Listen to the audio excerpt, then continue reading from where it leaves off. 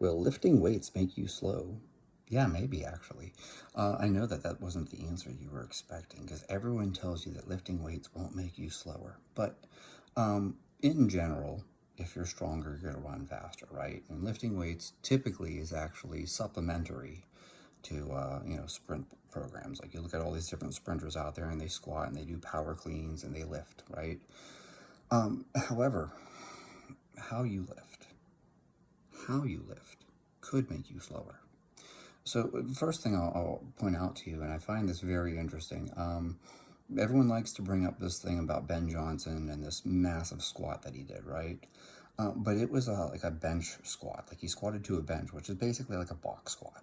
Okay, and why would you do that? Why would you do that? Right? Why wouldn't you squat ass to grass? Well, stretch mediated hypertrophy. Folks, we all know this. What is lifting weights? But it's stretching under load. Yeah, so when you squat ass to grass, what happens? Oh, it's stretching your quads. And so if you think about an athlete, like the suspension of a car, if you wanted to run really fast and be explosive, like a 100-meter sprinter, maybe you don't want to squat ass to grass because you don't want to stretch your quads. You actually want some tightness. There's a weird story, and I don't know what the validity of it is, but I've heard this story. Supposedly Deion Sanders was extremely fast, right? Everyone knows that. But they sent him to some coach to help him loosen up because they felt that he was too tight. They were like, oh, he's so tight, he's probably going to get injured. So we want to increase his flexibility and all this stuff like that. And when they did that, it actually made him slower. I don't doubt that for a second, actually. That makes sense to me. If you're tight in the right places, right, powerlifters, if you're tight in the right places, you can produce more force. If you're a sprinter and you're tight in the right places, you can produce more force. If you're loose and lax and you have this extreme flexibility, you don't have the same tension on the muscle. And so essentially, if we think about this, squatting ass to grass could stretch the quads and make you slower, or even stretch your glutes for that matter, because you're squatting all the way down.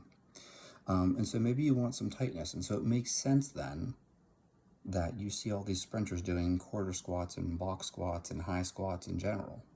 Okay? So that's one element of this. But number two, and this is something else interesting here, I remember coming across, I can't remember who it was, someone gave a lecture on this. It might have been an NSCA one, but if I'm wrong, then it might have been like Hammer Strength or something like that. Anyways, the point being, they pointed out that this particular coach, so not them, someone else that they were talking about, and I'm not going to drop that person's name because obviously this is not a good story. She had her athletes doing all eccentric training, right? They were doing slow eccentrics, and it made them slower.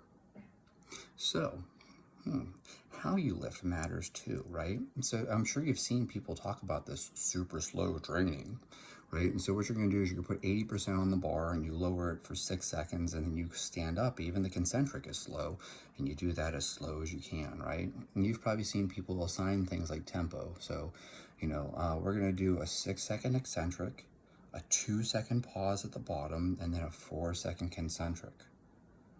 Okay, you're practicing moving slow. So, if you practice moving slow and you do all this eccentric training, yeah, that probably will make you slower. Now, hold on, Chad. Isn't triphasic eccentric? Yes, triphasic uses eccentric, but it's like 120% of your max, and then you just lower it. This is very different than you taking a sub-maximal weight and lowering it very, very slowly. And then, of course, triphasic also has another phase in it where you try to move the weight as fast as possible. And this is something I'm going to point out here. How you lift weights matters. Okay? So if you want to run faster, let me point something out to you. This is a trick that I implement myself. Time. So let's say I'm going to do a 185 squat, which is not heavy. Okay? It's like half, that's like 50%. Okay? Front squat. And I'm going to do 3 reps with it. I'm not going to do down, up, pause, take a breath, down, up, pause, take a breath, down, up, take a pause. I'm going to go bang, bang, bang as fast as I possibly can. And I'm actually going to look at the video afterwards and I'm going to time that set. How fast did I do 3 reps? Now, if I'm getting faster, it means that not only did I move down eccentrically faster, but I also came up concentrically faster. So if I do 3 reps in 8 seconds, and then I push even harder, and now I'm doing, as I progress, I'm doing 3 reps in 6 seconds, I'm getting more explosive. Now, this is like poor man's velocity-based training, right? I'm not sitting there with a velocity tracker, but I tell you what, if you do 3 reps in 8 seconds, and then you get to doing the same weight, 3 reps in 6 seconds, you must be moving that bar faster. So being explosive, being aggressive, right, is the whole compensatory acceleration thing. You violently and aggressively moving that weight, okay? That will make you faster. If you do slow controlled reps, maybe you get stronger. But are you getting elements in there like the whole rate coding thing and stretch shortening cycle, and are you building explosive strength, right? This is why I love cleans and snatches and stuff like that. You can't do a jerk slow. You can't snatch slow.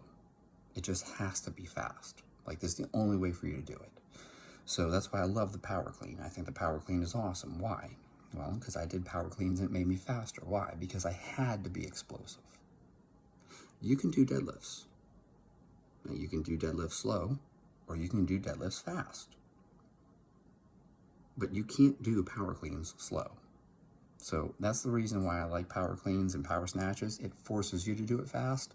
Whereas like when you squat, you can squat slow, you can squat fast, you can do jump squats. Yeah. And by the way, for most of you out there, the bar is more than enough. I know. You think that I should go as heavy as I can on the jump squat. No. Go as light as you can. I can't remember what the ratio is, but it was something absolutely absurd. Like, Klukov has some amazingly huge back squat, right? And he was doing his jump squats with like 60 kilos.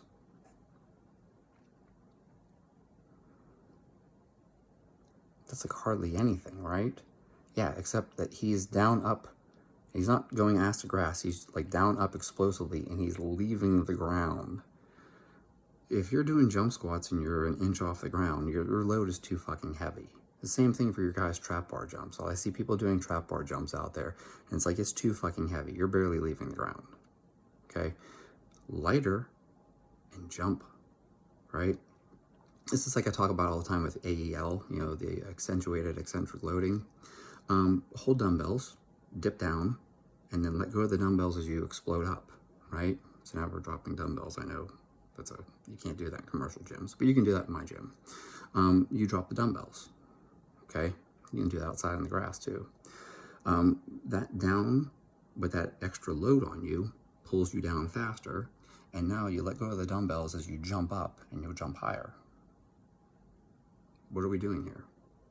We're developing this explosiveness, right? So like I said, how you lift could make you slower. But as I just pointed out to you, how you lift could also make you faster. So will lifting weights make you slower? Depends on how you lift. Maybe it'll make you faster. And of course, this is the biggest thing of all. If you're a sprinter, you should not be lifting in a way that cuts into your sprinting. You shouldn't be fatigued. Like, don't fry yourself with squats to the point where your sprint workout sucks. Your sprint workout is the main course. Like, that's the steak and potatoes. Don't fill up on salad, okay? We want the steak and potatoes. So if sprinting is your sport, then you want to be fresh for sprinting. So lift less. I can't get over this. Real quick, squat every day. So many people shit on squat every day, and then I see how they did it, and it's like, you did it completely wrong. The whole point of squat every day is for you to come in, calmly work up to one single, and be done.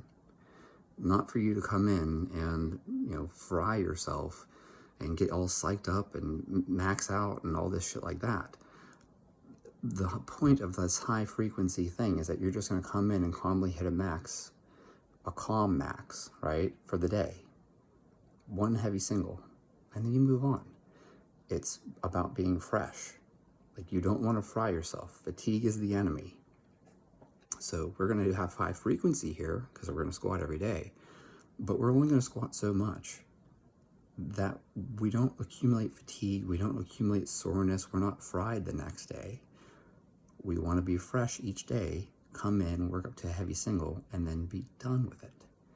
But, I see guys that are like, oh, I do squat every day, and I do, 20 sets of whatever, or 10 sets of whatever, and it's like, no, you're doing it wrong. Even 5 sets. It's one heavy single and done. And there's variants out there. You could do a triple or, whatever, but the point is you have to do it calmly. Like, you don't psych yourself up and you don't do a ton to make yourself fatigued. It's like work up to one heavy single, work up to one heavy double, whatever it is, but you have to do it calmly. You can't be sitting there snorting ammonia and pounding pre-workout, because then you're going to fatigue yourself, And so, like, this is the point. Like, you can't sprint fatigued. Max speed is max speed. So if you're running at 80%, you're not training max speed. Well, the same thing happens with strength. The concepts actually apply. So, if you're so fatigued that all you can do today is 80% of your 1 rep max, if you're too fatigued, go rest. But yeah, that's basically the takeaway here. Will lifting make you slow? Depends on how you lift.